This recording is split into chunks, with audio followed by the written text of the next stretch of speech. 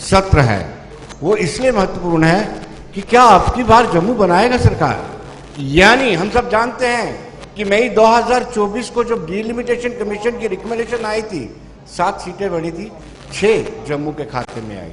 और बहुत अहम है कि क्या इस बार जम्मू बनाएगा सरकार। और लास्ट के क्षेत्र यानी आज प्रचार का आखिरी दिन है और आखिरी चरण में 40 सीटों पर चुनाव होना है, जिसमें से 24 जो हैं जम्मू प्रोविंस से हैं और 16 से। अगर हम ओवरऑल चर्चा करें तो 43 सीटें जम्मू प्रोविंस की हैं और 47 सीटें जो हैं वो कश्मीर प्रोविंस से हैं। इस बार थोड़े हालात बदले हैं। चुनाव ऐतिहासिक हम सब जानते हैं, आप सब भी जानते हैं, बार बार प्रधानमंत्री नरेंद्र मोदी भी कहते हैं ऐतिहासिक चुनाव है, लंबे अंतरे का, मतलब पहली बार तो एक झंडे और एक संविधान के तले ये चुनाव होने जा रहा है। और दूसरी बार ये है कि पहली बार तो वेस्ट पाकिस्तानी रिफ्यूजी, वाल्मीकि समाज, गुरखा बिरादरी और वाजगीर समाज को वोटिंग राइट मिला है। हम बार बार चर्चा करते हैं कि जो लखनपुर से उस पार बस गए, इंदर कुमार गुजराल वो प्रधानमंत्री बने, डॉक्टर मनमोहन सिंह प्रधानमंत्री बने, उप प्रधानमंत्री लालकृष्ण आडवाणी बने, लेकिन जो टनल के इस पार रह गए थे उन बेचारों को वोटिंग राइट तक नहीं मिला था। क्या इस बार जम्मू बनाएगा सरकार, इस पर हम चर्चा करेंगे। एक्सट्रीम लेफ्ट में कपिल सिंह प्रवक्ता है भारतीय जनता पार्टी के, क्षमा कीजिए कांग्रेस के, आपका बहुत बहुत स्वागत है। दिनेश मल्होत्रा जी वरिष्ठ पत्रकार हैं, आपका भी बहुत बहुत स्वागत है, बड़ा तजुर्बा है इनका पत्रकारिता में। डॉक्टर अभिजीत जसरोटिया जी हैं, भाजपा के प्रवक्ता हैं, आपका भी स्वागत है।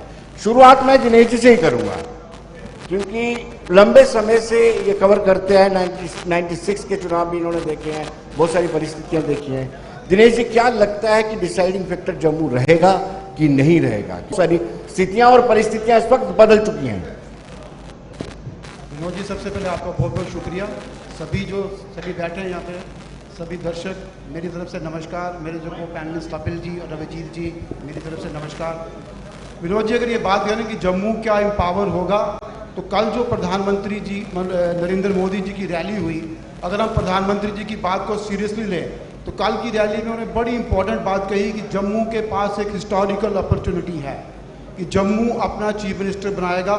अगर कल की प्रधानमंत्री के पूरे भाषण का अगर हम क्रक्स निकालें, उनका यही मतलब था कि जम्मू अब अपनी सरकार बनाने जा रहा है, जम्मू अपना मुख्यमंत्री बनाने जा रहा है। मुझे लगता है कि इससे बड़ी हिस्टोरिकल अपॉर्चुनिटी जम्मू के पास कभी नहीं होगी जैसी इस समय है, क्योंकि इस समय केंद्र में भी बीजेपी की सरकार है, जो सरकार हमेशा जम्मू के समर्थन की बात करती रही है। और अभी 24 सीटों पे चुनाव होना गया है। अगर हम पिछला डाटा देखें 2014 का, तो लगभग 24 सीटें बीजेपी ने जीती थी, कुछ सीटें आगे पीछे हो गई, लेकिन जो जीते थे वो भी बीजेपी में आ गए।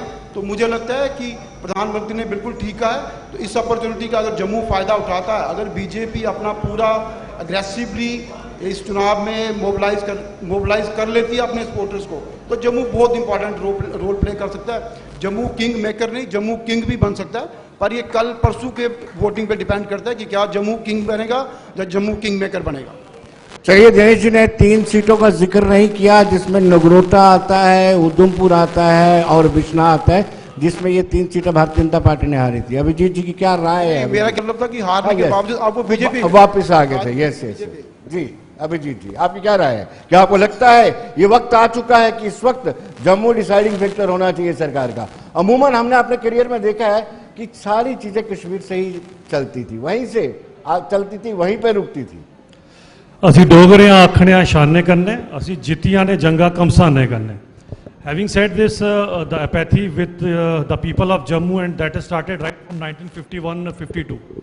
और अगर आप सब लोगों को याद होगा तो उस समय की जो पहली असेंबली बनी थी, जबकि हमारे जम्मू वालों की पॉपुलेशन लाखों की संख्या में ज़्यादा थी उस समय कश्मीर से, लेकिन इनजस्टिस इस हिसाब का था कि 1.5 दर्जन ज़्यादा सीटें कश्मीर, क्योंकि कोई पूछने वाला नहीं था।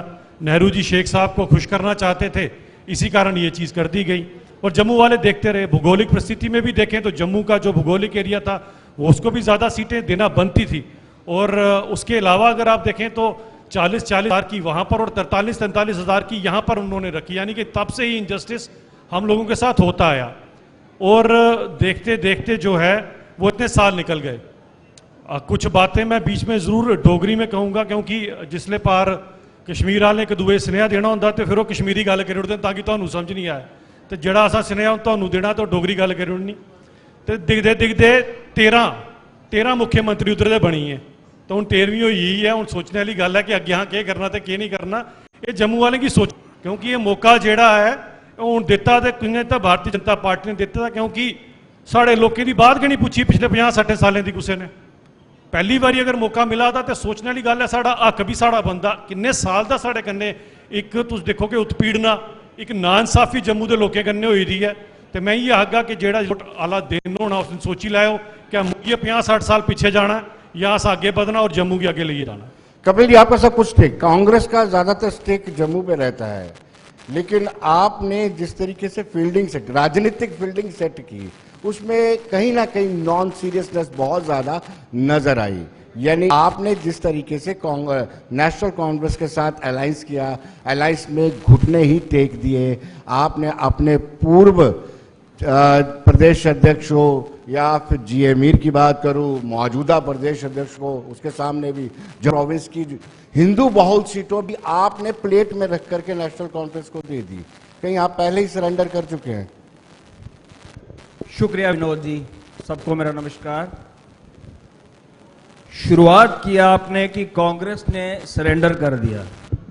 नेशनल कॉन्फ्रेंस ने 19 सीट्स के ऊपर क्लेम किया था यहाँ पे 2014 में, या तो वो सीटें उन्होंने जीती थी या वो कहीं ना कहीं दूसरे नंबर पर रहे थे। तो सीनियर जो लीडर्स थे कांग्रेस के, उन्होंने इसको मद्देनजर रखते हुए कांग्रेस के हित में फैसला लिया। ये आने वाले वक्त में हमें पता चल जाएगा। और 2002 में कांग्रेस को 20 सीटें मिली और उसके बावजूद डिप्टी चीफ मिनिस्टर भी बनाएगा, उसके बावजूद चीफ मिनिस्टर भी जम्मू से बना। पहली बार डिप्टी चीफ मिनिस्टर और चीफ मिनिस्टर अगर बना जम्मू से तो वो कांग्रेस की सरकार से बना। उसके बाद 2008 में भी डिप्टी चीफ मिनिस्टर बना।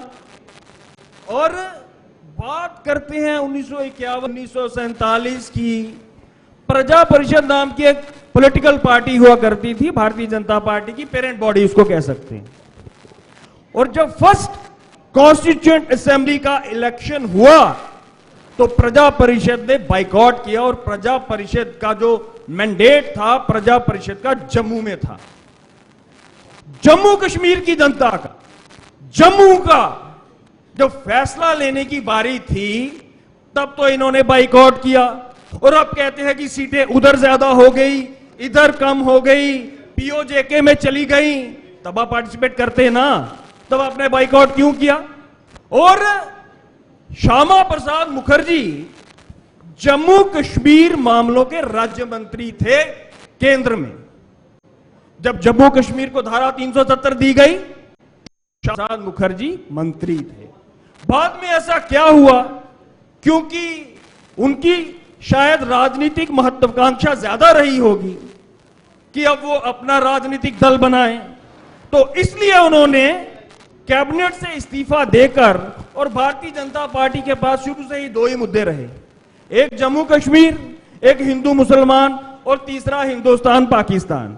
अगर ये तीन मुद्दे नहीं, ना तो भारतीय जनता पार्टी कभी वजूद में आती और ना ही भारतीय जनता पार्टी का कोई वजूद बचता। तो जम्मू कश्मीर को सियासी जमीन बनाकर भारतीय जनता पार्टी ने पूरे देश में बेचने का भरसक प्रयास किया, और इसका भुगतान आज जम्मू की जनता कर रही है।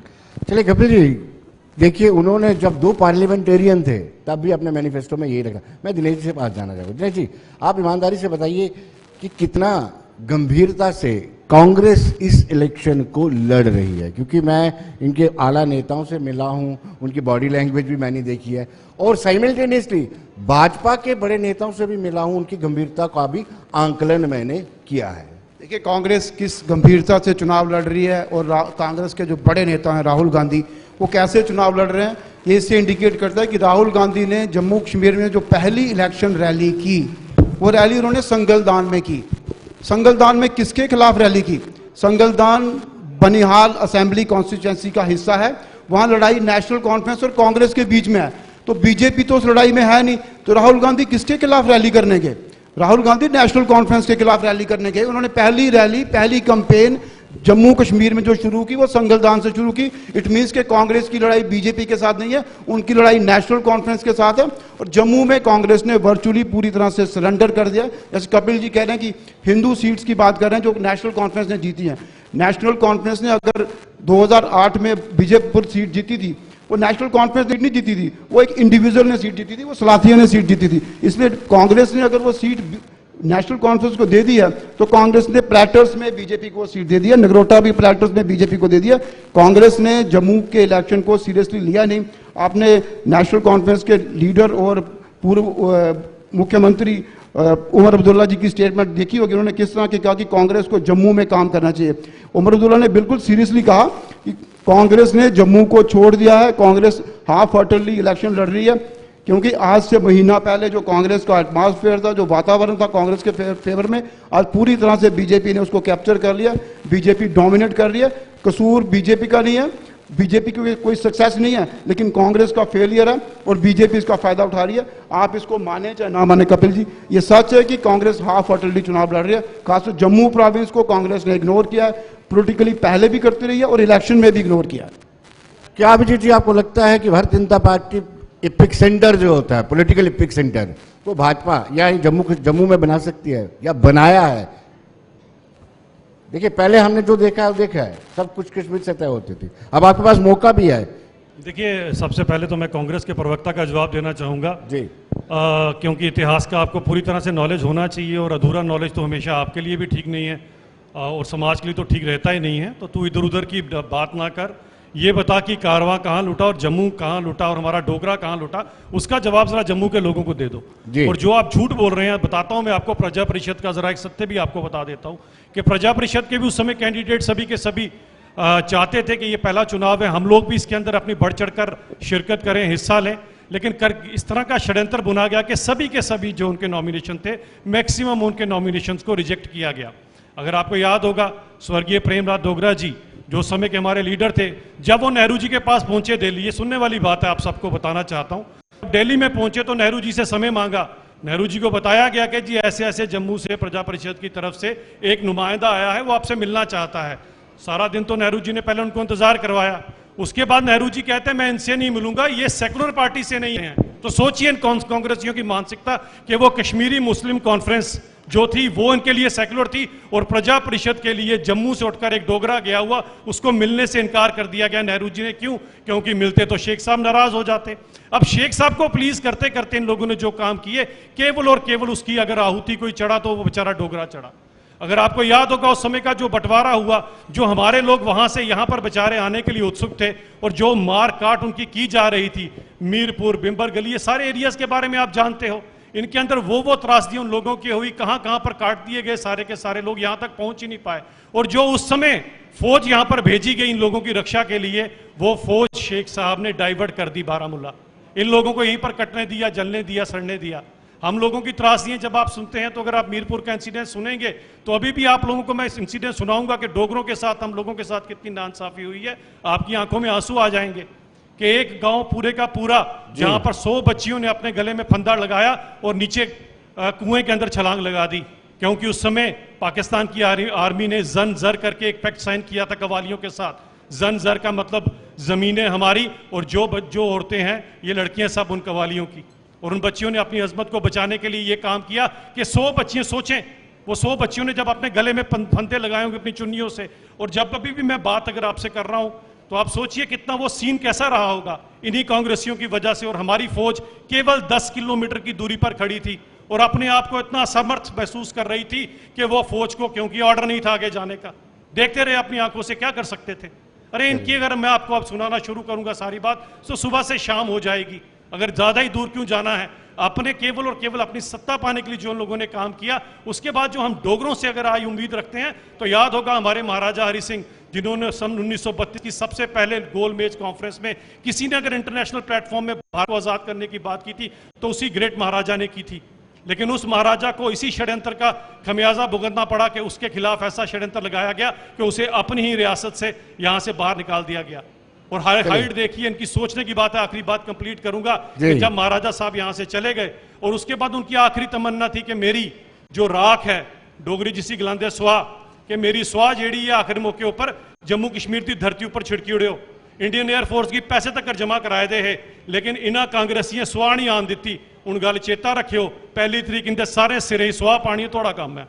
चलिए कपिल जी, सवाल ये उठता है कि भाजपा के लोग शब्दों की शब्दावली उनके पास रहती है।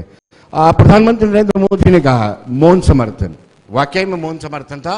नेशनल कॉन्फ्रेंस ने अपना मैनिफेस्टो जारी किया और बड़े मतलब वो पूरा मैनिफेस्टो पूरी तरह से प्रेरित था अलगाववादियों से, अलगाववादी की विचारधारा से प्रेरित था। आपकी शांति और उसके बाद आपने जो स्टेटमेंट दिया कि हम स्टेटहुड का दर्जा दिलवाएंगे, जबकि वो प्रोरोगेटिव केंद्र सरकार का, जो विशेषाधिकार केंद्र सरकार का है, वो मल्लिकार्जुन खड़गे ऐसे दिखा करके कैसे दिला सकते हैं? भारतीय जनता पार्टी की शब्दावली और प्रोपेगेंडा हमेशा साथ साथ चलते हैं, क्योंकि इतिहास जो लिखित है वो भारतीय जनता पार्टी के ना तो किसी आईटी सेल के प्लेटफॉर्म पे आपको मिलेगा, ना ही आपको व्हाट्सएप पे मिलेगा। वो इतिहास सिर्फ किताबों में दर्ज ही मिलेगा। और पार्टीशन की बात भारतीय जनता पार्टी के मुंह से किसियानी बिल्ली खंबा नोचे। भारतीय जनता पार्टी की अगर इतिहास की मैं शुरुआत करूं तो सबसे पहले 2 नेशन थ्योरी अगर इस देश के अंदर किसी ने दी तो वह भारतीय जनता पार्टी की पेरेंट बॉडी आरएसएस थी। मोहम्मद अली जिन्ना ने उसको एंडोर्स किया और 1947 से पहले भारतीय जनता पार्टी की जो पेरेंट बॉडीज थी उनकी सरकारें मुस्लिम लीग के साथ 2 प्रोविंसेस में थी, सिंध प्रांत में और बंगाल प्रांत में। और बंगाल प्रांत में मंत्री थे श्यामा प्रसाद मुखर्जी, और श्यामा प्रसाद मुखर्जी ने उस वक्त की ब्रिटिश गवर्नमेंट को पत्र लिख के यह कहा कि देश का विभाजन हो या ना हो, बंगाल का विभाजन जरूर होना चाहिए। यह मानसिकता थी इनकी 1947 से पहले से लेकर आज तक। और जितने ही बच्चियों के साथ गुनाह हुए, जितने सर कटे, जितना खून बहा, जितनी अस्पतालें लूटी, जितनी लोगों की जमीन जायदाद लूटी, उसका जिम्मेदार अगर कोई है तो वो भारतीय जनता पार्टी और उनकी पेरेंट बॉडीज हैं। आज मैं ये इस मंच से कहता हूं। कपिल मैं नहीं चाहता था डिरेल हो जाए, मुझे सवाल का जवाब मिल जाए तो बहुत अच्छा है। जवाब पहले इनके सवाल का देना था। चलिए मैं अब आप अपना सवाल बताइए। अब आप अपना सवाल बताइए। मैंने सवाल ये पूछा था कि नया टर्म दिया मौन समर्थन, नेशनल कॉन्फ्रेंस के मैनिफेस्टो को आपका मौन समर्थन था। फिर उसके बाद जब अपना मैनिफेस्टो आप जारी करते हैं, मल्लिकार्जुन खड़गे जी कहते हैं कि हम दिलाएंगे आपको स्टेटहुड का दर्जा, जिसको हम पूर्ण राज्य का दर्जा कहते हैं, और वो अधिकार क्षेत्र में तो आपके है नहीं, वो केंद्र सरकार ही दिलवा सकती है। ये सवाल था। कांग्रेस ने बहुत सारे प्रोटेस्ट किए जमीनी सतह पे, और कांग्रेस आज से नहीं, जैसे ही जम्मू कश्मीर से दर्जा छीना गया, कांग्रेस उसी वक्त से प्रोटेस्ट भी कर रही है और जम्मू कश्मीर की जनता को वचनबद्ध है स्टेटहुड का दर्जा देने के लिए। लेकिन स्टेटहुड अगर भारतीय जनता पार्टी कहती है आज अपने शब्दों में, मैनिफेस्टो में तो इन्होंने नहीं कहा और ना ही ये तारीख बताते हैं, और अपनी शब्दावली में अगर कहते हैं कि स्टेटहुड दिया जाएगा तो कब दिया जाएगा, और अगर दिया जाएगा तो छीना क्यों? और जो छीनने वाला अगर बात करे कि स्टेटहुड दिया जाएगा तो मुझे लगता है कि स्टेटहुड छीनने वाले का आम जनता, जम्मू कश्मीर की जनता यकीन कैसे करेगी? ये तो आने वाले समय में जम्मू कश्मीर की जनता बताएगी ना कि छीनने वाला कभी वो अधिकार दे नहीं सकता। इसका फैसला तो जम्मू कश्मीर की जनता करेगी। और यहां तक कांग्रेस के मैनिफेस्टो की बात है, हमारा अपना मैनिफेस्टो है, हमने दिया है, और जब नेशनल कॉन्फ्रेंस के साथ सरकार बनेगी वो कॉमन मिनिमम प्रोग्राम के। चलिए दिनेश जी मैं आता हूं आपका, अभिजीत जी आपके पास आता हूं। दिनेश जी, ये मौन समर्थन ने कितना डैमेज किया है कांग्रेस को? आपको क्या लगता है, आपका अपना एक्सपीरियंस क्या कहता है कि इतना खतरनाक मैनिफेस्टो जिसमें यह कहा गया हो कि 370 और 35 से वापस लाया जाएगा, पाकिस्तान से बातचीत की जाएगी, उन पत्थरबाजों को रिहा किया जाएगा, जिनकी नौकरी बर्खास्त की गई है, जिनके संबंध आतंकवादियों से, उस पर भी पुनर्विचार किया जाएगा, ये मौन समर्थन कांग्रेस को कितना डैमेज कर चुका है और कितना किया है?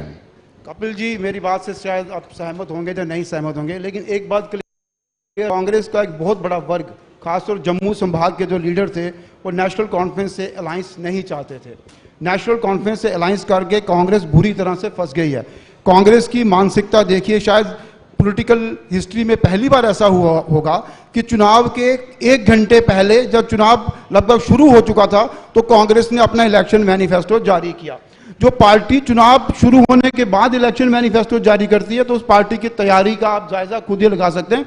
दूसरा, कांग्रेस ना तो नेशनल कॉन्फ्रेंस के उस मैनिफेस्टो को, जो प्रो सेपरेटिस्ट मैनिफेस्टो है, उसको ओपनली सपोर्ट कर सकती है, ना कांग्रेस उसको अपोज कर सकती है। अगर अपोज करती तो कश्मीर घाटी में जो कांग्रेस घाटी सेंट्रिक, जो कश्मीर सेंट्रिक कांग्रेस की लीडर हैं, वो नाराज हो जाते। अगर सपोर्ट करती तो जम्मू में कांग्रेस का बुरा हाल होता। तो कांग्रेस ने एक मिड वे अपनाया, लेकिन उस मिड वे का तब तक काफी नुकसान हो चुका था। बीजेपी ने जिस तरह से नेशनल कॉन्फ्रेंस के मैनिफेस्टो को जम्मू कश्मीर में, जम्मू संभाग में एग्रेसिवली अपनी कैंपेन का हिस्सा बनाया, उससे कांग्रेस को बहुत डैमेज हुआ। खासतौर पर हिंदू बहुल जो 34-35 सीट्स हैं जम्मू संभाग की, उसमें कांग्रेस को भारी नुकसान हुआ है नेशनल कॉन्फ्रेंस के मैनिफेस्टो के कारण। खासतौर पर जो ग्रेटर ऑटोनॉमी की बात की गई है, जहाँ 370 को वापस लाने की बात की गई, क्योंकि जम्मू में ये इशू अब पच नहीं रहा है, जम्मू में इश्यूज डिफरेंट हैं। तो कपिल जी शायद मेरी बात से सहमत हो या नहीं हो, पब्लिकली ये इस बात को माने या नहीं माने, ये सच है कि कांग्रेस को हिंदू बहुल इलाकों में नेशनल कॉन्फ्रेंस के मैनिफेस्टो के कारण बहुत डैमेज हुआ है। चलिए, दिनेश जी ने बता दिया कि मौन समर्थन जो है हिंदू बहुल इलाकों में कांग्रेस को डैमेज करेगा। अभिजीत जी, हम बड़े बड़े इश्यूज तो उठाते रहते हैं, पाकिस्तान बातचीत नहीं होनी चाहिए, हम इसका विरोध करते हैं, 35 से पास हो चुका है, 370 पास, लेकिन असेंबली में कुछ छोटे इशू वो बड़े अहम रहते हैं। आज आपको बिजली का इशू, बिजली के जो लंबे लंबे बिल आ रहे हैं, ये इशू आपको सता रहे हैं। जो ब्लिंक करता है ना मीटर, वो हर ब्लिंकिंग आपके इधर हो रही है। और दूसरा आपको बताते चले, डेली वेजर्स का एक बहुत बड़ा इशू है। अग्निवीर का भी हम जिक्र कर रहे थे, यहाँ पे हमारे पास रिटायर्ड एक्स सर्विसमैन आए हुए थे, वो भी ये इन मुद्दों को कांग्रेस बुना रही है। देखिए, कांग्रेस के बुनाने से कुछ नहीं होगा, क्योंकि कांग्रेस का षड्यंत्र लोग सभी के सभी भली भांति समझ चुके हैं। जब भी ये अलायंस करते हैं, उसके बाद कहते हैं कि ये मजबूरी का अलायंस है। अब इनका मजबूरी के अलायंस की हिस्ट्री देखिए कि सबसे पहले शेख साहब और नेहरू जी आपस में लड़ते हैं, बाद में कहते हैं जी मजबूरी में किया। उसके बाद अगर आप देखें तो इंदिरा जी और शेख साहब अलायंस करती हैं और बोलती हैं जी मजबूरी में किया। फिर राजीव डॉक्टर फारूक अब्दुल्ला करते हैं अलायंस, फिर बोलते हैं जी मजबूरी में किया। अब राहुल गांधी और ओमर अब्दुल्ला अलायंस करते हैं, फिर से बोलते हैं मजबूरी में किया। इनकी मजबूरियां देखते देखते 60-70 साल में हमारे जम्मू के लोग, डोगरे हमारे, हम सबके सब मजबूर हो गए, इनकी मजबूरियां खत्म नहीं हुई। और ये मत सोचिएगा इनका मैनिफेस्टो कुछ भिन्न है। इनका मैनिफेस्टो, नेशनल कॉन्फ्रेंस का मैनिफेस्टो एक ही है। और सबसे बड़ी बात यह आती है, उस मैनिफेस्टो में जो ऑटोनॉमी की बात की हुई है, उस पर इन्होंने मोहर लगाई हुई है, उनके साथ खड़े हैं। जो इनकी दादी, कांग्रेस के राहुल गांधी की दादी जी ने जिसे ऑटोनॉमी को सिरे से नकार दिया, आज राहुल गांधी जी चंद सीटें पाने के लिए उस ऑटोनॉमी को भी स्वीकार करने के लिए तैयार हैं। ये इनका आज का नहीं है, ये चरित्र बड़ा पुराना है। और इस चीज को समझना पड़ेगा जम्मू के लोगों को कि ये हमेशा और हमेशा अपनी मजबूरियां दिखाकर, और उसमें कहते हैं कि उमर अब्दुल्ला कहते हैं हमें राहुल गांधी पसंद नहीं है।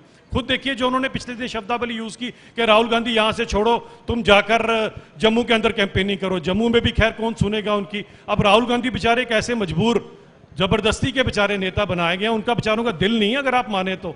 अब आप खुद सोचिए उनको कि वो जबरदस्ती उनसे जब की जाती है तो करे क्या। खुद की पार्टी वो भी उनसे तंग, उनकी अपोजिशन आज एलाइड पार्टनर भी उनसे तंग, अरे देश भी आज आप देखिए तो तंग आ चुका। फॉरेन में जाकर इलियाना उमर जैसे व्यक्ति के महिला के साथ खड़े होकर, जो भारत देश के खिलाफ साफ साफ षड्यंत्र जिसने बुना हुआ है, उसके साथ खड़े होकर अगर आज देश के खिलाफ कोई षड्यंत्र बुन रहा है, तो आप लोगों को सोचना पड़ेगा कि कांग्रेस किस हद तक जा सकती है केवल और केवल सत्ता पाने के लिए। रही बात में अब अगर आपके आऊंगा, जो आप स्मार्ट मीटर की बात करते हो, मैं बिल्कुल मानता हूं इसमें थोड़ी बहुत फ्लॉ जरूर है, लेकिन जिस जम्मू कश्मीर के अंदर 60 साल बाद, 70 साल बाद पहली बारी थॉमस अल्वा एडिसन की उस निजात को लोगों ने देखा हो, ऐसे लोगों ने 70 साल तक तो किसी को लाइट ही नहीं दी। अब इनको तो उसके बारे में बात करने की जरूरत नहीं है, वैसे भी आपकी सरकार किसी भी एंगल से आने वाली नहीं है। उसमें जो भी थोड़ी बहुत है फ्लॉ, उसको प्रॉपरली किया जाएगा। एक बात लास्ट करूंगा, उसके बाद आप करिएगा। डेली वेजर्स की आपने मुझसे सवाल पूछा, पूरे डेली वेजर्स को आपको याद होगा 95-96 1996 के बाद जब डेली वेज इन्होंने अपने लोगों को खुश करने के लिए लगाए थे,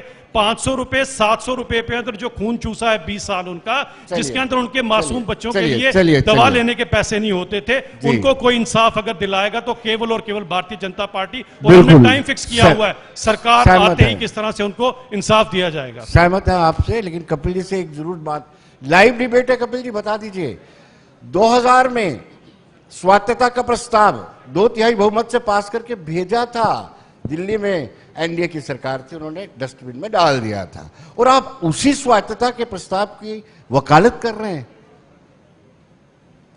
कोई वकालत नहीं कर रहा है, भारतीय जनता पार्टी का प्रोपेगेंडा है। सेल्फ रूल से बड़ा प्री 53 नहीं है। और पीडीपी के साथ जब भारतीय जनता पार्टी ने सरकार बनाई, सत्ता की मलाई चाटी, तो पीडीपी तब सेल्फ रूल की बात करती थी और भारतीय जनता पार्टी ने सरकार बनाई। और जब पीडीपी से सरकार का गठजोड़ खत्म हो गया तो सारी की सारी भारतीय जनता पार्टी 2 सीटों वाले सज्जाद लोन के गेट के ऊपर जाके खड़ी हो गई कि आइए प्रभु मुख्यमंत्री बनिए, हम सब आपके साथ हैं। और आज मैं भारतीय जनता पार्टी का राष्ट्रवाद बता दूं, 2 बातों के ऊपर मैं बात जरूर करना चाहूंगा। 370 आपको सुन के मजा आएगा। 370 और भारतीय जनता पार्टी का राष्ट्रवाद।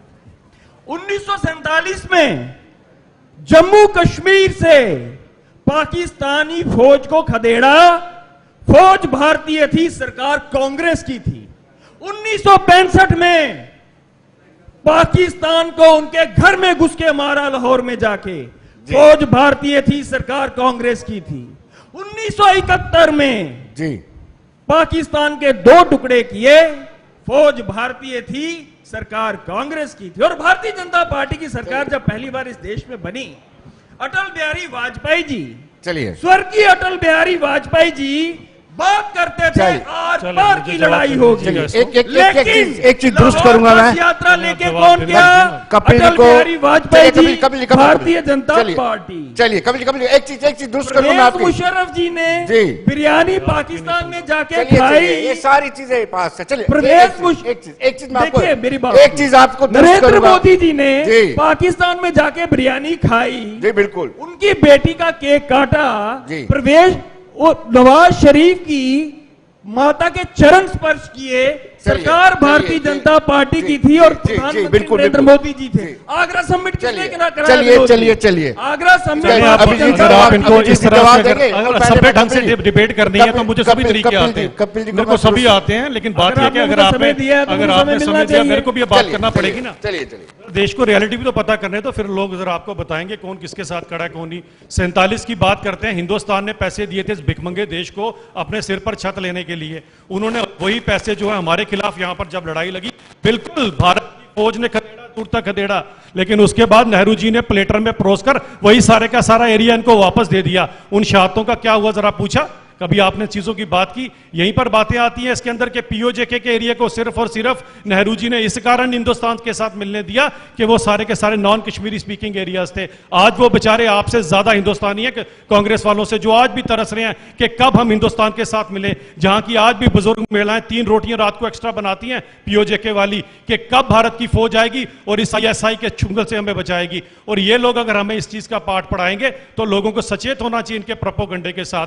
कोशिश इनकी एक ही है, ये कहते हैं कि किसी की माता के चरण स्पर्श करना कोई बुरी बात नहीं, कर बुजुर्ग महिला को करो। अरे जो इटली से आए हैं आप, उनके स्पर्श कर करके चरण, आपकी तो पार्टी वो चलाती रही यहाँ पर, उनके इतने आपने चरण स्पर्श किए, तो हमें पता है कम से कम ये हमारी आप ही की गलतियों के कारण, वरना वहां चले गए, वरना ये यहीं पर ही होते। और उनकी माता और हमारी माता का DNA मिला लीजिएगा, एक ही होगा, लेकिन आपका इटली में मिलता है तो उसमें मेरा दोष तो कुछ नहीं है, वो आपकी बात होगी। दिनेश जी से आखिरी सवाल। दिनेश जी, मेरा हो सकता है मैं कहीं गलत हूं, मुझे याद है कि तब गुलाम नबी आजाद चीफ मिनिस्टर हुआ करते थे, जब ड्यूल करेंसी की बात तारिक हमीद कराने कही थी, इनके साथ सरकार थी ना, मुझे याद है। मैं कहीं गलत तो नहीं हूँ? नेशनल कॉन्फ्रेंस और नहीं, पीडीपी और कांग्रेस की सरकार थी Yes. जब उस समय फाइनेंस मंत्री, इस समय जो कांग्रेस के प्रदेश अध्यक्ष हैं तारिक तारिक हमीद हमीद थे, तो उन्होंने पुंछ में शायद ये स्टेटमेंट दी थी कि जब क्रॉस एलओसी ट्रेड शुरू हुआ था कि ड्यूल करेंसी शुरू होनी चाहिए, इंडिया और पाकिस्तान की करेंसी दोनों जम्मू कश्मीर में चलनी चाहिए। बड़ी कंट्रोवर्सी बनी थी, ये बात ठीक है आपकी। चलिए कपिल जी, समय का अभाव है, आपका बहुत शुक्रिया, दिनेश जी आपका बहुत बहुत शुक्रिया, अभिजीत जी आपका बहुत बहुत शुक्रिया। लेकिन ये तय है कि अब की बार जम्मू ही बनाएगा सरकार। वो कुंजी पाने की कुंजी टनल के उस पार से इस पार आ चुकी है। बहुत बहुत शुक्रिया आपका, बने रहिए देश दुनिया की खबरों के लिए और मुझे दीजिए इजाजत, नमस्कार।